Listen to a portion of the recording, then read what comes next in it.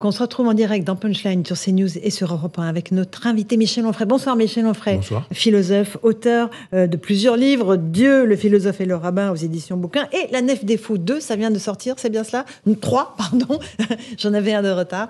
Ça vient de sortir dans la même collection, je crois. C'est ça. En tout cas, merci d'être là. On va parler de la réforme des retraites qui continue de mobiliser énormément les Français, toujours majoritairement hostiles à ce que proposent Elisabeth Borne et Emmanuel Macron. Prochaine manifestation samedi. Et puis ce profil, à partir de la mi-mars, l'idée d'un blocage, de grève reconductible, puisque les syndicats disent le gouvernement n'entend rien à ce qui se passe dans la rue, on va le forcer, on va durcir le mouvement. Est-ce que vous pensez qu'on va vers quelque chose qui va se radicaliser ? Oui, je pense. Il y avait une stratégie douce au départ. C'est-à-dire, on a bien vu d'ailleurs les syndicats à l'ancienne un peu, et moi j'apprécie, mais encadrer bien les grèves, il n'y a pas eu de black bloc, il n'y a pas eu d'incendie, de violence, de poubelles, etc. etc. Tout s'est bien calmé, tout s'est passé de manière calme, bon enfant. Et c'est une façon de dire, on est là, on n'est pas d'accord, on n'est pas content, etc. Macron renvoie symboliquement moi je m'occupe des affaires du monde, ça va bien, je suis en Espagne, et je n'ai que faire de vos revendications. Donc je comprends qu'à un moment donné... C'était la première manif. Hein. Voilà. Je comprends que la stratégie un peu cédétiste, en fait, c'est un peu la CFDT, un peu social-démocrate, négociant, etc., et puis être adoptée, y compris par la CGT, et que maintenant la CGT dise ça ne suffira pas. Et elle a bien raison, la CGT et d'autres encore, de dire bon, on va passer à autre chose, parce que c'est à ce moment-là, effectivement, que le rapport de force a lieu. Donc ils seront face à face, ils se regarderont, ils se regardent face à face, là, Macron, ils regardent les chiffres, ils regardent à quoi ça ressemble, etc. Puis à un moment donné où l'épreuve de force commencera, ça, c'est quand on commence le bras de fer, il y a un moment donné où vous sentez bien que ça résiste. Et ça va résister. Alors évidemment, il va y avoir blocage, il va y avoir ce qu'on connaît habituellement, puis des négociations. Lui sait ce qu'il va lâcher, les syndicats savent ce qu'ils veulent, et puis ça fera une négociation de marchand de tapis, il y aura prise d'otages, comme on dit, des Français, puis après les Français qui diront « mais non, c'est vous qui nous prenez en otage parce que… » Enfin, ça va durer un certain temps. Et au final, qu'est-ce qui se passera, Michel Onfray ? Eh bien, je serai oui, bien sûr, content de pouvoir vous le dire. Vous savez, si voyant, mais… Néanmoins, on peut imaginer que le gouvernement ne va pas céder sur sa réforme. Je pense que non, parce que je pense qu'il y a une brutalité personnelle d'Emmanuel Macron. Il y a le fait que c'est un jusqu'au-boutiste et qu'il ne joue pas sa réélection, puisque de toute façon, il ne pourra pas se représenter. Et il y a le fait que la feuille de route est donnée par Washington à Bruxelles et par Bruxelles à Paris, qui nous dit il faut régler le problème des retraites et faites-le. Et qu'il a envie d'être un bon élève. Je pense qu'il négocie la suite. Sa retraite sera dorée, assez probablement. Donc il faut qu'il travaille à sa reconversion. Je pense qu'il n'exclut pas, parce que le droit le lui permet, de partir 5 ans et de revenir après, 2 fois 5 ans à la présidence. Il a l'âge qui lui permet de le penser. Les vieux dinosaures là, qui mettaient 30 ans à arriver au pouvoir, évidemment, quand il se faisait un septennat, il pouvait peut-être en faire un second, mais dans quel état ? Alors que là, il peut très bien imaginer ce genre de choses. Donc, effectivement, il donne des gages à l'Europe, que ce soit de manière intérieure avec la question de la réforme des retraites, que ce soit de manière extérieure avec cette guerre en Ukraine. Mais est-ce que vous pensez que le président Macron, Michel Onfray, comprend la France ? Il a dit, au moment de sa réélection, « J'ai appris à aimer les Français ». Est-ce que vous pensez qu'il comprend les Français ? D'abord, quelqu'un qui dit « j'ai appris à les aimer » fait la preuve qu'il ne les aimait pas précédemment. C'est quand même un aveu assez incroyable. C'est-à-dire qu'on parvient à être président de la République en disant « je n'aimais pas les Français ». Et puis, élément de communication, on dit « j'ai été convaincu, maintenant je les aime ». Mais c'est qui il est. Emmanuel Macron, c'est l'homme du « en même temps », il a même théorisé tout ça. Donc il les aime, et en même temps, il les déteste. Donc moi, il y a un moment donné où je dis « vous savez, les choses sont extrêmement simples, ne croyez pas ce que ce monsieur dit, mais croyez ce qu'il fait ». Et tout ce qu'il fait depuis le début, c'est la détestation des Français.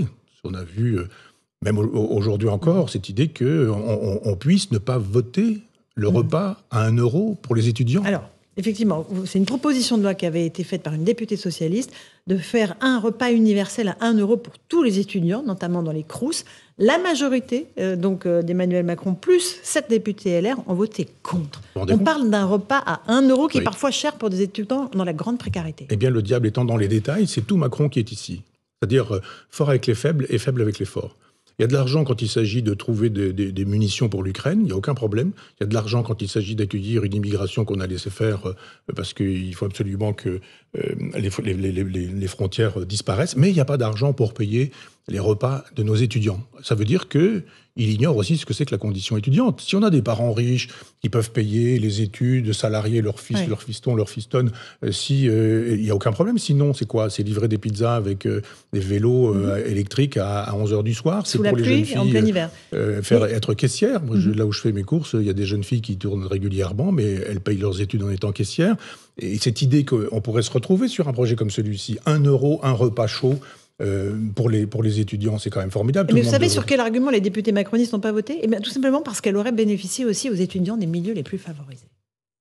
Oui, c'est pas très grave. Oui, moi aussi, je trouve toujours... par exemple, je trouve que les allocations familiales ne devraient aller qu'aux gens qui en ont besoin. Moi, je pense que Bernard Arnault a les moyens de se passer des allocations familiales quand d'autres pourraient toucher 4 ou 5 fois ce qu'ils gagnent, ce qu'ils touchent actuellement. Donc il y a un moment donné où cette espèce d'égalité débile, une espèce de religion de l'égalité qui nous dit, voilà, une amende par exemple, c'est pareil, je n'ai rien contre Bernard Arnault, mais je veux dire qu'une amende de 150 € pour quelqu'un qui est smicard et pour quelqu'un qui est milliardaire, c'est pas la même amende. Donc il y a un moment donné où, faute d'égalité, on doit pouvoir produire de l'équité. Et il y a un moment donné, si des enfants de familles aisées peuvent avoir des repas payés, tant mieux, voilà, c'est très bien. Mais on peut aussi faire ça avec les boursiers. Moi, j'ai fait mes études parce que j'étais boursier de l'enseignement, aussi bien au collège qu'au lycée et ensuite à l'université. On pourrait imaginer que ça va prioritairement aux boursiers ou qu'on augmente les bourses. Enfin, j'en sais rien. Mais moi, ça ne me gêne pas non plus que les enfants de familles aisées puissent disposer d'un repas à 1 € quand même. Bien sûr. Mais j'en reviens à la réforme de retraite. Pourquoi les Français la trouvent tant injuste ? C'est 2 ans de plus pour tout le monde, ce sont des efforts pour tout le monde, mais ils ont un profond sentiment d'injustice. C'est-à-dire qu'il y a des décalages entre chaque catégorie, entre ceux qui ont commencé tôt, qui ont des travaux pénibles.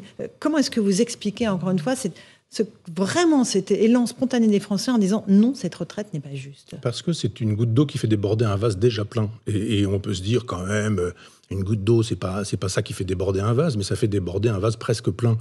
Et je pense qu'au moins depuis 2005, c'est-à-dire depuis que le peuple a été floué en disant qu'il ne voulait pas du traité constitutionnel, parce qu'il a bien vu qu'il se passait des trucs en Europe qui supposaient que la souveraineté était passée là-bas, qu'il n'y avait plus de souveraineté nationale. Ces gens à qui on a dit en 2008, vous vous êtes trompés, vous avez mal voté, souvenons-nous, c'était Sarkozy, et qu'il y avait derrière lui quelqu'un qui était tout à fait d'accord pour ça aussi, qui s'appelait Hollande. Et les deux ont dit, allez hop, on fait passer ça, le traité de Lisbonne, on fait passer ça au Congrès, Assemblée nationale et Sénat se mettent à voter contre le peuple. Donc vous faites tout ça, c'est-à-dire vous ajoutez les gilets jaunes, cette espèce de mépris qu'on a eu des gilets jaunes qu'on a tabassés avant qu'ils ne se fassent récupérer par la gauche que l'on sait. Il y a eu plein de moments comme cela où tout le monde est mécontent. C'est-à-dire les paysans à qui on dit il faut être dans le productivisme, ça fait 30 ans qu'on leur dit qu'il faut produire. Et puis après on se dit mais les insecticides ça détruit les insectes ça tue les oiseaux ça supprime les mammifères et donc on a détruit la nature et là on dit aux paysans maintenant il faut arrêter. Les paysans disent d'accord, on arrête, mais on perd 40% de nos revenus, où la productivité baisse de 40%. Et là, on dit, tant pis, on s'en fout, on continue tout de même. Il y a une espèce de mépris de la souffrance populaire. Mais les médecins ne sont pas contents, ils ont raison. Parfois, un plombier est payé plus cher qu'un médecin.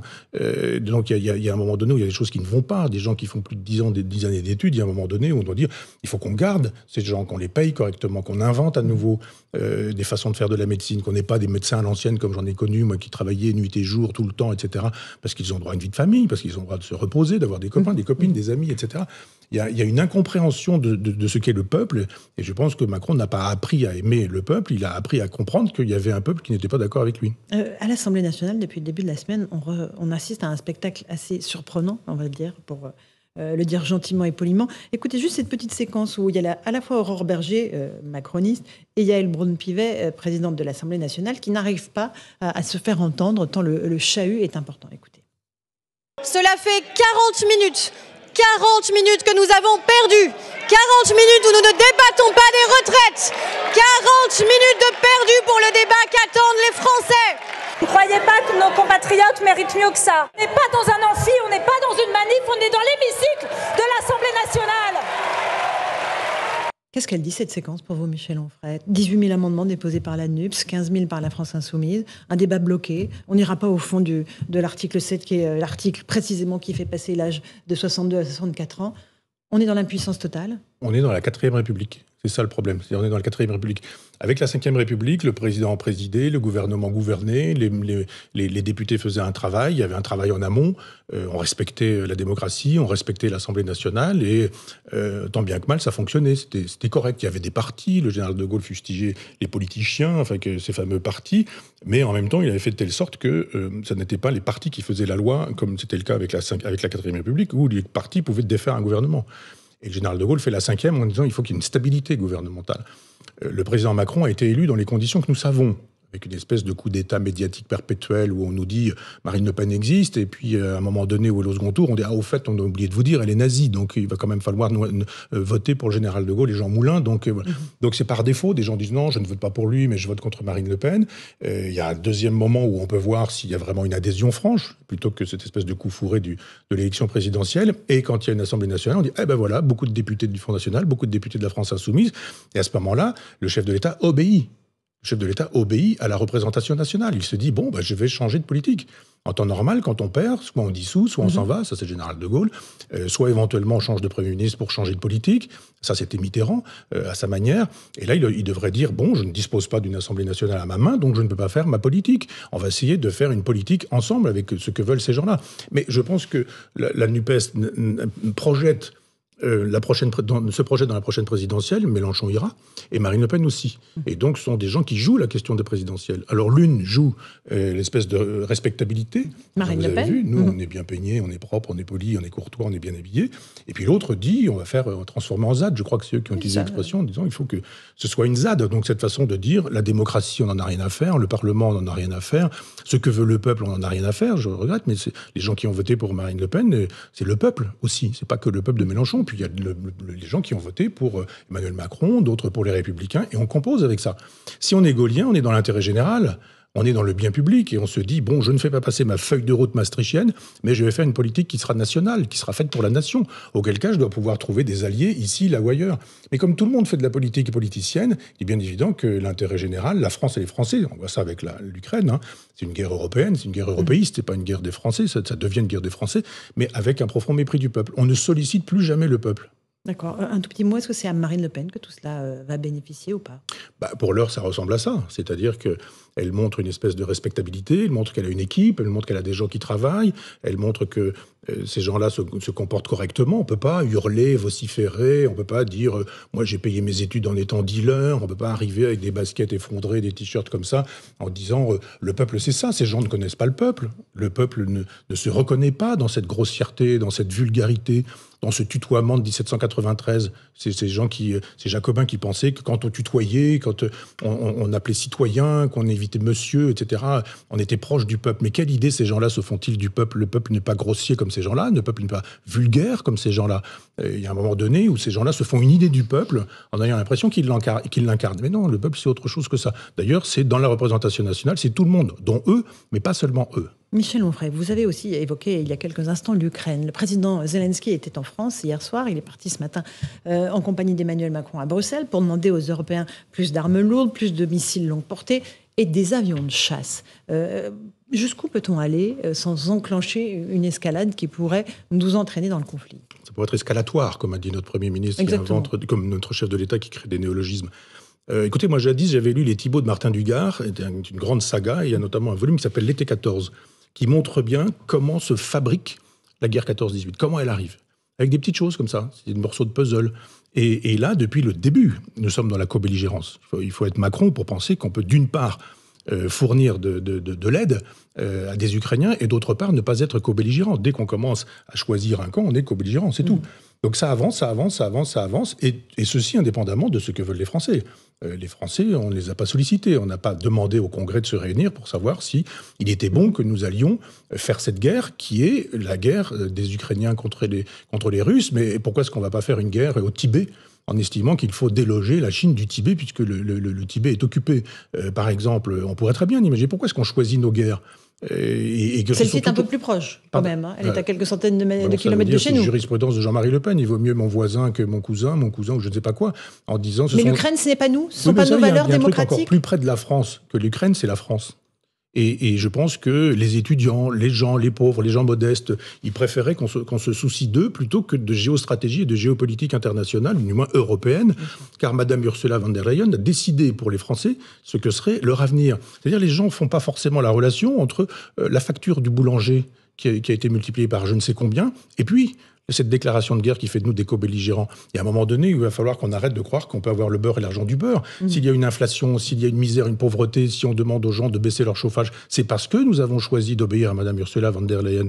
Mais aussi parce que nous croyons à un certain nombre de choses et de valeurs aussi, Michel. Mais on peut y croire en croyant à la... Cette guerre en Ukraine est le fruit de l'invasion de la Russie, vous êtes d'accord ? Depuis 10 ans. vous ferai remarquer. C'est-à-dire que ça fait... Précisément depuis le 24 février dernier. Oui, les médias ont estimé que ça démarrait le 24, mais simplement, les médias oublient que ça fait 10 ans que cette guerre existe et que ça fait 10 ans qu'on est dans l'impéritie totale. 2014 et qu'on ne fait rien. La Crimée. Oui, voilà. Donc, il y a un moment donné où nous aurions dû faire de la politique. On a laissé faire, et puis d'un seul coup, les accords de Minsk, le format Normandie, tout ça était susceptible d'être tenu, et fortement tenu. Je pense qu'il y a un moment donné où on peut tenir une position pacifique. Moi, c'est ce que je préfère dans la guerre, quand ça s'arrête. Ce que je préfère dans la guerre, c'est la paix. Donc il y a un moment donné où on aurait dû rendre impossible cette guerre. Elle est là, et aujourd'hui, on est belliciste. On n'arrête pas. Et on se dit, on va voir à partir de quel moment l'autre va envoyer sa bombe atomique. Et on fera quoi après ça? Qu'est-ce qu'on va faire? On a déjà effectivement des victimes collatérales qui sont tous les gens qui souffrent, les boulangers, etc., enfin tous les restaurateurs qui voient leur facture augmenter. Et donc on se dit, mais non, c'est sans rapport. Mais bien sûr que si, c'est en rapport. On a bien vu que le gazoduc avait été, semble-t-il, un journaliste nous dit aux États-Unis que... Ah, vous parlez de Nord Stream 2 qui a été bombardé en septembre. Par les États-Unis et par la Norvège. C'est ce que dit un journaliste indépendant. Il n'y a pas de preuve, évidemment. Il n'y a pas de preuve, il n'y a pas de preuve du contraire non plus. Et ça a le mérite d'être intelligent, c'est-à-dire de rendre possible la chose. Et pour quelle raison? Mais parce que dans cette guerre, qu'est-ce qu'il y a comme intérêt pour les Français à la faire? Par exemple, en revanche, les Américains, on voit bien qu'il y a un intérêt. Ils vendent leur gaz. C'est formidable, leur gaz de schiste. Nous, avec les écologistes, on ne fait pas de gaz de schiste. Eux, ils en font, ils peuvent en exporter. Ils en exportent, c'est formidable, la guerre, pour l'économie américaine. Je rappelle que c'est dans l'ADN des États-Unis de détruire. Ça commence avec les Indiens, et ça a continué avec qui l'on voudra, en passant par l'Afghanistan et tous les pays, nombre de pays arabes. Je rappelle quand même qu'il y a eu 3 ou 4 ou 5 millions de morts parmi les peuples arabes, parce que justement, l'Amérique estimait qu'il fallait défendre nos valeurs, la liberté, etc. Il fallait défendre ça en Libye, qu'il fallait défendre ça... D'accord, mais ce n'est pas les Américains qui ont envahi l'Ukraine, Michel Onfray, ce sont les Russes. Ah, mais attendez, si vous voulez vraiment faire de la stratégie, expliquons d'où ça vient. C'est-à-dire où on regarde effectivement très précisément ce qui s'est passé, où on regarde comment ça s'est passé, tout ça. Je rappelle qu'il y a une époque où Poutine voulait rentrer dans l'OTAN. Je rappelle qu'il y a une époque où Poutine... C'était pas exactement l'OTAN, c'était une alliance qu'il voulait redéfinir sur... il ne voulait pas déclarer la guerre aux États-Unis, au niveau mondial, disons-le comme ça. C'était pas l'OTAN. Non, mais il y a eu un moment, il y avait des désirs de collaborer avec l'OTAN. Mais il y avait aussi le désir de fabriquer... une alliance stratégique. Mais nous avons refusé les propositions moi, j'ai l'âge de penser avec un peu plus de longue durée, mais je me souviens de l'époque où Poutine demandait à l'Europe qu'on l'aide. Et tous ces gens qui ont estimé à l'époque qu'il fallait se débarrasser du pauvre Gorbatchev, dont on a assez peu parlé quand il est décédé, pour y mettre Eltsine, pour y mettre le libéralisme, etc., et pour faire avancer les pions de l'Europe libérale, du capitalisme, etc., et pour le faire en permanence. C'est-à-dire que, vous savez, cette histoire du sage qui montre le doigt, de la lune et de l'imbécile qui regarde le doigt, je pense que nous ne faisons que regarder le doigt.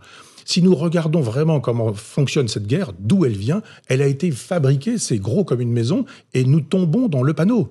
Donc moi, je suis pour le fait, je suis normand, comme vous le savez, l'abbé de Saint-Pierre est l'inventeur d'un projet de paix perpétuelle. Au XVIIIe siècle, je rappelle que c'est Kant qui a piqué l'idée à l'abbé de Saint-Pierre et que quand Emmanuel Macron a rencontré le pape François récemment, il lui a offert le projet de paix perpétuelle de Kant, philosophe allemand. Vous avez vu, quand la France décide des choses, on va chercher le chancelier allemand parce qu'on veut absolument faire des choses, des fois qu'on pourrait passer pour un pays souverain, autonome et indépendant. Et donc, je crois à la paix, à la possibilité de la fabriquer. Tous les gens qui veulent défendre la paix aujourd'hui, on dit, arrêtons cette guerre, c'est pas possible que l'Ukraine se fasse massacrer, que les Ukrainiens se prennent des missiles, que ce peuple soit massacré, éradiqué, c'est pas possible que ça continue comme ça. Et à un moment donné, on doit pouvoir dire, et si nous envisagions la paix, toute guerre se termine par la paix, parce qu'envisager la paix, ça n'est pas être poutiniste, poutinien, comme il est dit, ou compagnon du dictateur. On nous sert cette soupe-là depuis Saddam Hussein. Quand à l'époque, on me disait non, n'envahissez pas l'Irak, on nous disait qu'on était des saddamites. Je me souviens que Bernard-Henri Lévy avait inventé le mot saddamite. Je pense qu'aujourd'hui, il serait poursuivi pour homophobie. Mais il y a un moment donné où il faut arrêter de criminaliser tout le monde en disant il y a le bien, il y a le mal, et les guerres, c'est formidable, ça va toujours dans le sens du bien. Ça va dans le sens du complexe militaro-industriel américain. Ça, c'est sûr. Est-ce que ça va dans le sens de la France? Je ne suis pas sûr. Michel Onfray, où est l'espoir? L'espoir, ce serait question, hein. Oui, non, mais en même temps, la réponse est extrêmement simple et c'est difficile de la réaliser. Si nous recouvrions notre souveraineté, si nous pouvions décider de nos alliances, si nous pouvions faire primer la France et les Français, en estimant, quand j'appelle Français, c'est-à-dire les gens qui sont en France, qui aiment la France et qui sont Français, ils peuvent être musulmans, ils peuvent être noirs, ils peuvent être blancs, c'est absolument pas le problème. Mais c'est juste de dire que nous ne pouvons plus accueillir toutes les guerres du monde. C'est une guerre européiste, est-ce que c'est une guerre française? Est-ce qu'il n'y a pas d'autres solutions? Et quand on nous dit oui, mais les pays ceci, les pays cela, je dis mais la grandeur de la France, ça a été pendant des siècles de montrer l'exemple. de montrer des choses que personne ne faisait précédemment. Nous avons inventé la laïcité, la démocratie. La démocratie athénienne n'était pas une démocratie, on ne va pas rentrer dans le détail, mais nous avons inventé les droits de l'homme, nous avons inventé tellement la diplomatie que le français était la langue de la diplomatie pendant très longtemps. Mais aujourd'hui, Emmanuel Macron détruit les écoles de diplomatie et déjà